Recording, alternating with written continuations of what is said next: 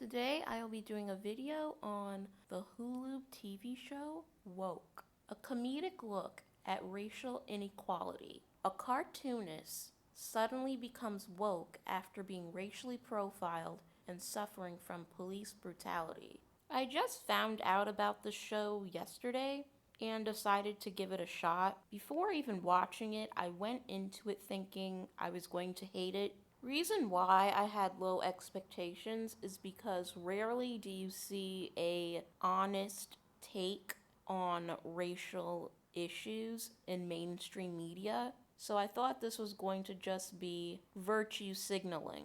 The first episode introduces us to a cartoonist named Keith who is in denial about racial tensions. He's convinced that not everything is about race and likes to keep things neutral until one day he's assaulted by several cops for mistaken identity, aka racial profiling. The police are roughing him up while his white friend is coddled, even though the white friend is putting hands on the cops and getting in their faces. After witnessing this, Keith suddenly becomes woke. The show is very kooky in the way it sends its message. I guess since he's a cartoonist, his inner blackness speaks to him through floating animated characters. I thought this was a really fun concept to explore, but the problem was it's supposed to be funny, but I never laughed. I didn't like the exaggerated black scent from some of the cartoon characters. It seemed really outdated, like, oh no you didn't. Yeah, it was just really borderline insulting and very outdated. Overall, the episode did not impress me. It was kind of boring and the humor was corny. I actually thought white people wrote this, and that's why it felt very out of touch. I did some research, and the creators are two black guys, and the show is based off a real cartoonist. Moving on to episode 2, entertainment wise, this episode was a vast improvement from the first one. After watching the first episode, I considered turning it off.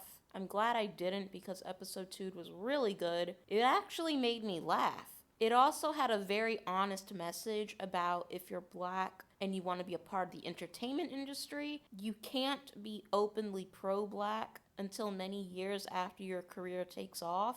One thing I did not like was when they tried to make it seem as though Asians and black people go through the same struggles and all the nonsense that comes with working with whites. In real life, Asians have zero camaraderie with black Americans and often undermine and side with whites. Some will even classify as white. But of course, this is a Hulu TV series, so they're gonna dilute it as to not offend non-blacks. You can be black, but not too black. Ironically, the show actually talks about diluting blackness, but at the same time, that's exactly what they do when they try to quote-unquote people of color black issues. As the episode goes on, Keith is trying to pick up the pieces after the mess he creates in the first episode, and it was actually really depressing towards the end, and a sad reality. I also thought the talking animated characters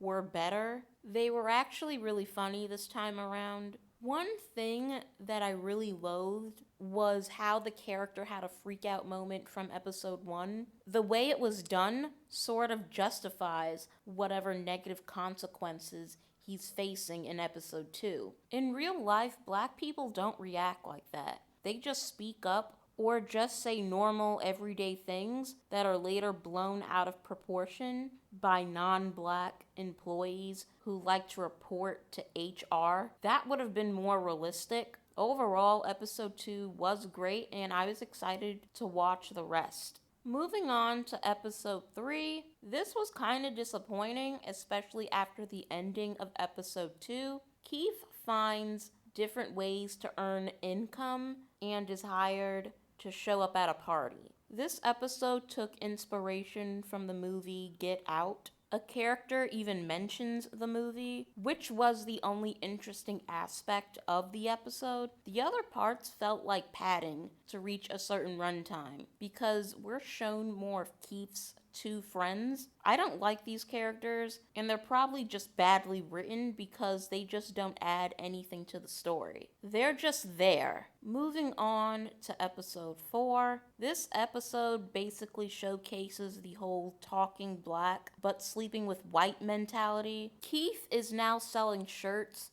with a Black People for Rent logo to try and make a point, although he doesn't have a clear-cut plan on what to do with this idea. He's really all over the place, and even his friend calls him out on it. Shazir Zameda is very attractive and dark-skinned, but after watching this episode, I knew it was too good to be true to have an in-shape, attractive black woman who wasn't a negative stereotype playing opposite another attractive dark-skinned black man who also wasn't a negative stereotype. They just had to push an agenda on her character. I guess it's too much of a threat to have two dark-skinned attractive leads who could possibly be into each other and not have anything kooky going on with their sexualities. Because now they have the black guy dating a white girl, and then they have the attractive black woman who dates white women. And it's like they can never have two dark-skinned people who could possibly be love interests. And this goes back to the diluting thing.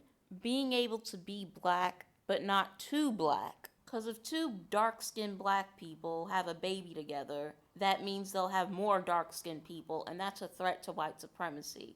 And I just thought it was very shameful. And that goes back to the whole virtue signaling thing. Like, what is the point of even making a show like this if you're still gonna push an anti-black agenda? This is why I can't stand white liberals. But moving on to episode 5, Keith goes to an art gathering to showcase his work. This episode didn't do much for me. It just highlights the agenda they're pushing on Shazir's character. Although there was a funny interaction between her and T. Murph. So yeah, this episode just didn't have anything to offer. Moving on to episode 5. This episode confused me because the whole episode just involves the characters hanging out and hooking up and threesomes and talking about relationships. It felt very unnecessary. I didn't care about any of this. There was no progression in the main plot. I wanted to explore Keith trying to get his cartoonist career back without having to kiss white ass. Throughout this episode, all I was thinking about was like, what the hell is this? What am I watching? What is the point of all of this? It just felt like a huge waste of time. It was filler. Although the scene involving the threesome was actually really funny, but yeah, it was overall a waste. Moving on to episode 7, Keith has an appointment with a lawyer involving his feud with his old employers, but is now stuck on a bus because of a koala that has escaped. And everyone on this bus worships this famous koala. I'm not even making this up. It's as silly as it sounds. The very beginning actually got me excited. Like, finally, after 2 wasteful episodes, we're finally moving forward with this damn plot. But as the episode progressed, I got more and more frustrated when I realized the entire episode was going to take place on this damn bus. I wouldn't have been as frustrated if the previous episodes weren't such a waste of time. It just feels like the story is stalling, and I'm so sick of it at this point. The second half of the episode gets a lot better when I finally accept that we're going to be stuck on this bus, and I embrace the silliness of what it is. And it does get a bit funny. Keith is equally as frustrated because he's forced to stay on this bus with everyone else until the koala is caught. So that made the episode a little more enjoyable. Then it got really depressing and delves into Keith having PTSD. And this is what I want from the show. I wanted to focus on Keith and his PTSD and his animation and his cartoonist career with some humor mixed in. I don't want a bunch of padding with useless characters. Moving on to the very last episode, episode 8, Keith meets up with the officer who assaulted him in the first episode. This was very underwhelming, although I wasn't expecting anything revolutionary because, again, this is a Hulu series. Link Baker did a great job at playing a self-absorbed race soldier, aka a cop. The ending is sketchy because Keith goes from wanting to fight racism, but then when he's in jail, the first person he calls is the white woman he's sleeping with. It just nullifies any argument he has when it comes to discrimination. Like, what's the point of speaking out against it if you're just going to sleep with the enemy? This show wasn't as bad as I thought it would be, but it was still very close to my expectations. I will not be tuning in for season 2. I honestly just have to give this like a 4 out of 10. It wasn't terrible, but it really was not my cup of tea at all. It could have been so much better if it wasn't on a mainstream network and it was more grassroots and it was maybe created by people who weren't so obsessed with sleeping with other people who don't look like them. Going back to the creators of the show, Keith Knight and Marshall Todd. I'm not sure. I think they're the creators. I'm not sure if they're the writers as well. I couldn't get any info on the writers. They're both in relationships with non-black women, which didn't surprise me because it now makes sense why the show feels disconnected. There's no real heart and soul to this. It's not 100% honest on racial issues. This is why I don't think you can be pro-black while dating people who don't look like you, because you have to censor yourself. And it all goes back to coddling non-black feelings, because you don't want to start offending the very people you desire to sleep with. And then the whole racism argument is a waste of time. It's pointless. And any time you complain about racism is nullified because you keep contradicting yourself. And now episode 2 makes a lot of sense with the whole Asian and black fake camaraderie, because Marshall Todd is in a relationship with an Asian woman and has biracial Asian kids.